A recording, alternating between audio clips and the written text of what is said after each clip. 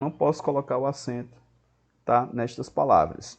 Uma coisa que muita gente pensa que saiu foi o acento circunflexo nas formas verbais da terceira pessoa do plural. Por exemplo, ele tem, você não pode colocar o acento gráfico circunflexo, não pode. Agora, se for a terceira pessoa do plural, que no caso é eles têm, você tem que colocar o acento, tá bom? Tem que colocar o acento circunflexo. É um erro muito comum, né, que o candidato muitas das vezes perde até pontos em relação à competência 1 na redação do Enem, quando ele não coloca o plural. Quando eu digo, por exemplo, os países têm, ó, os países, como está no plural, eu vou substituí-los pela terceira pessoa, que no caso eles têm. No caso tem que ter o acento circunflexo. Da mesma forma, ó, contém, você vai colocar o acento agudo, porque é uma oxítona terminada em "em", né? Por isso que recebe o acento, tá? E quando for para o plural, ó, o contém, né? Eles contêm, vai para o circunflexo, né? Na terceira pessoa do plural. É assim, ó. Ele contém, terceira pessoa do singular, acento agudo. Eles contêm, terceira pessoa do plural, você vai colocar o circunflexo. Da mesma forma, intervém. Ele intervém, acento agudo, terceira pessoa do singular. Quando você coloca o plural, você coloca, no caso, o circunflexo. Tranquilo? Primeira dica interessante, novo acordo ortográfico. As terminações dos ditongos abertos ei, el e oi, quando forem oxítonos, essas palavras continuam sendo acentuadas. Você não pode tirar o acento dessas palavras. Então, palavras como coronéis, papéis, heróis, você não vai colocar o acento, você vai colocar o acento porque essas palavras, no novo acordo ortográfico, o novo acordo ortográfico não mexeu com as palavras oxítonas. Você vai ver a perda do acento somente nas palavras paroxítonas, que daqui a pouquinho eu vou estar falando para vocês, ok? E aí eu tenho a grafia do porquê, né? Eu tenho, por exemplo, quando é que eu utilizo o porquê? Eu vou tentar criar uma regrinha bem simples para vocês. O porquê separado eu vou utilizar em duas situações específicas, tá? Quando eu tiver perguntas de ordem direta, quando tem um ponto de interrogação, ou de ordem indireta, quando eu não tenho ponto de interrogação. Quando eu digo assim, ó, por que você veio? Se eu botar o ponto de interrogação, ordem direta, porque separado e sem acento. Me diga por que você faltou hoje. Eu estou perguntando de forma mais sutil, de ordem indireta, porque separado e sem acento. Ok? É o por mais o pronome interrogativo que. Quando esse porquê aparecer no meio da frase, eu tenho uma dica bem interessante. Ó.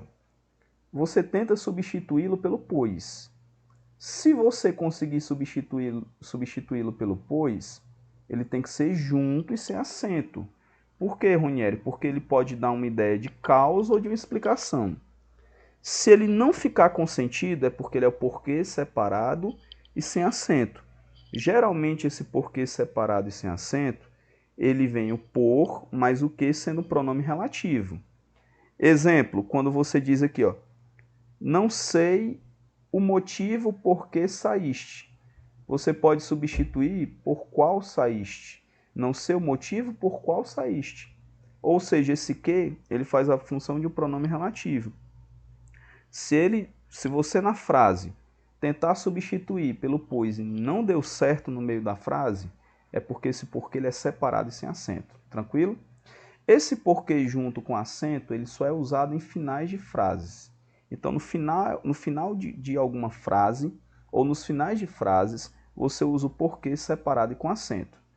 O porquê junto, como eu já falei, junto e sem acento, ele pode ser substituído pela palavra pois, expressando uma ideia de explicação ou de causa. Por exemplo, saí porque eu quis. Faltei a aula porque estava doente. Esse porquê, ele é junto e sem um acento. Tranquilo? O próximo porquê, que ele é o junto com acento, ele significa a palavra razão ou motivo. Geralmente ele vem acompanhado de artigo, porque ele é um substantivo. Então, por exemplo, quando eu digo não sei o porquê da minha saída, ou seja, não sei o motivo da minha saída. Então, geralmente, esse porquê junto com acento, ele vem acompanhado de artigo. Ronieri, por que você está dizendo que geralmente? Porque eu posso dizer o seguinte, ó, diga-me 3 porquês, ou seja, 3 motivos. Então, nesse caso, porquê ele continua sendo junto com acento, porque ele é um substantivo, e eu estou utilizando a palavra, no caso, motivo, fazendo uma substituição. Ó, notas importantes sobre o novo acordo ortográfico. O trema, ele não existe mais. Antigamente, na palavra tranquilo, tinha os 2 pontinhos aqui em cima do U, que era para que o U soasse, ou seja, produzisse som. O trema não existe mais. Claro que nas palavras de origem alemã ou de outros idiomas que requer os 2 pontos em cima do U, continua, tá? Mas estou falando especificamente da língua portuguesa. Outra coisa que não vai mexer na pronúncia. Lembre-se que o acordo ele é ortográfico, ele não é fonológico, ou seja, ele não atinge a questão da sonoridade. Os acentos diferenciais. Pessoal, antigamente, ó, existia o para do verbo parar, que recebia um acento agudo aqui no A. Existia o para preposição. Existia o acento agudo no para. Muita gente não sabe. Hoje você não tem mais esse acento agudo. Ronieri, como é que eu vou fazer para poder diferenciar? Por exemplo, ele para o carro próximo à faixa de pedestre. Nesse caso é pelo contexto, tá? Você olha o contexto e sabe se é o para do verbo parar e o para preposição. Da mesma forma, o pelo, que é a contração de por mais ó, tá? Nunca coloque pelo ó.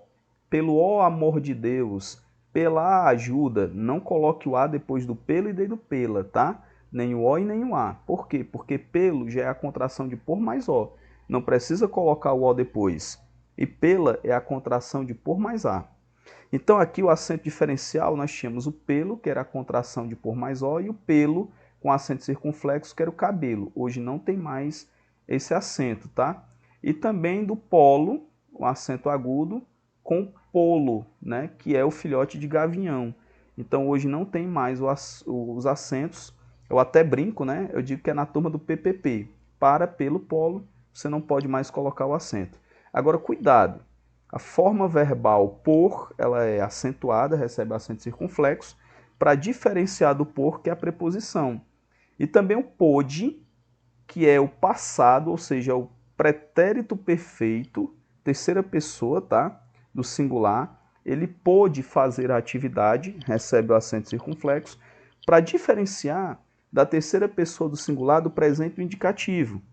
Quando você fala agora, ele não pode sair de casa, ele está de quarentena.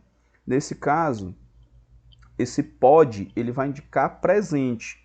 Então, e o pôde, com circunflexo, ele vai indicar, na verdade, o passado, ok? No caso, é a terceira pessoa do singular do pretérito perfeito, tá?